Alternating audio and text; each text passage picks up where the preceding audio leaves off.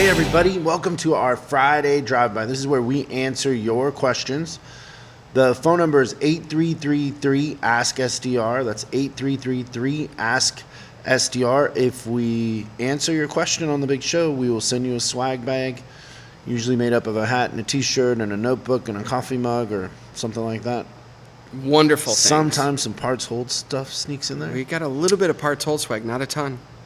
We're working on the action figure dolls of Cliff. Yeah, I've contracted a gotta 3D printer. We got to get those legs, his huge legs, just right.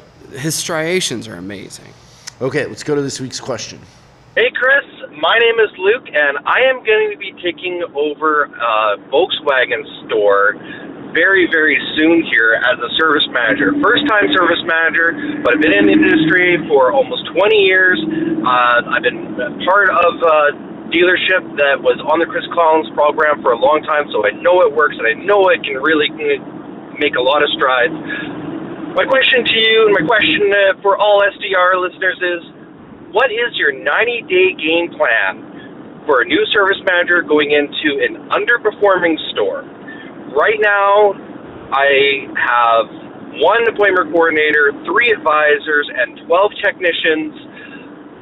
It sounds like I got some roadblocks in terms of scheduling, and I got a roadblock in terms of hours per RO. I keep on being told nobody knows how to sell. So aside from petting the dog and returning to basics and making sure that people are talking about the people and not about the cars, what other tips do you got for me? Be really excited to hear what you got. Thank you, Luke, for the question. I would say, so you're looking for like a checklist of things to do. We're not going to be able to give you that. That would be a longer answer. But what I will say is, whenever I have gone in to fix something, and I think we think of it this way as a company, is we give ourselves 90 days. For me, in the first month, I'm doing a lot of research and listening. What you don't want to do is go in there and tell everybody how messed up it is and how it's going to change and who's going to go and this is going to happen, because all that does is put people on this wait and see mode, or they bail. So I just want to get to know everybody, and I want to listen, and I want to understand, because I want to measure twice, cut once. So I'm looking at the systems, I'm interviewing the people, I'm looking at everybody's performance, receivables. A lot of times if it's messed up, you're probably going to have, a huge whip. You're going to find all kinds of things, I would guess, if it's mismanaged.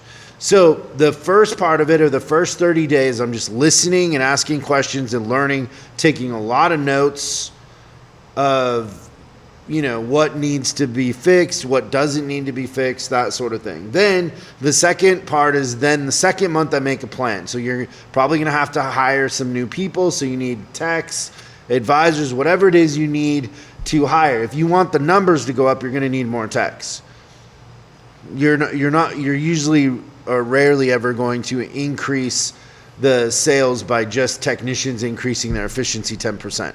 That usually isn't going to happen. So you're going to need to hire some people. You're going to need to, figure out what the pay plans are going to be, what the menus are going to be, all of that. Can I interject really quickly? Yeah. On those hires, hire them in at different standards than the people that work there. That's something you always remind me about. It's good. Then the third month, I would kick it off. I would kick everything off at one time. And here's why. Death by 1,000 paper cuts. If you change the pay plan, but you haven't added the technicians or changed the menu, none of it's going to make any sense. And so you want to, think of it as painting a Picasso. Like, this is your masterpiece. So do it, pick a date, and that's the date where all the techs that you hired are there, the new menu, pay plans, whatever your games you're doing with the whole thing is all going at once, and kick it off. And so that would be my 90-day roadmap. Research, learn, don't step on your feet by saying too much or being too opinionated. Just listen. Then come up with a plan, measure twice, cut once, and then launch everything at one time. It's like yesterday we were this, today we're this. It's a complete turnaround of who we are very, very quickly. And that 90 days goes by fast. You run up against it, like you're scrambling in days 80 through 90. The other thing I would kind of add to that is once you've set that salvation date or whatever you want to call it, is that you have to really quickly, like the best service managers that come in after a system's totally broken, is set a date where it's no longer everyone's fault from the past. Like that we're responsible for our actions from today on. Because I think the thing that I've seen handcuff a lot of service managers when they come into that situation, they'll spend 6 months blaming the old manager. Yeah, and if you go through 17 laws of leadership in our on-demand, isn't it? I think it's law number 1 takes care of that. For sure. But yeah, it's got to be, it's your show. Cool, Luke. Keep us posted on your progress. We're excited. If you need help, we're here. So knock them dead. Give Christian an email and we'll set up a strategy session. It's good. Thank you. We'll see you next time on Service Drive Revolution. Thanks for watching this week's Drive-By. I hope we gave you something to think about over the weekend. We're uploading new stuff every day, so make sure you subscribe and click the bell icon so you don't miss out. If you have a question you'd like us to answer on the show, call 8333-ASK-SDR and we'll answer your question on the show. That's 8333-ASK-SDR.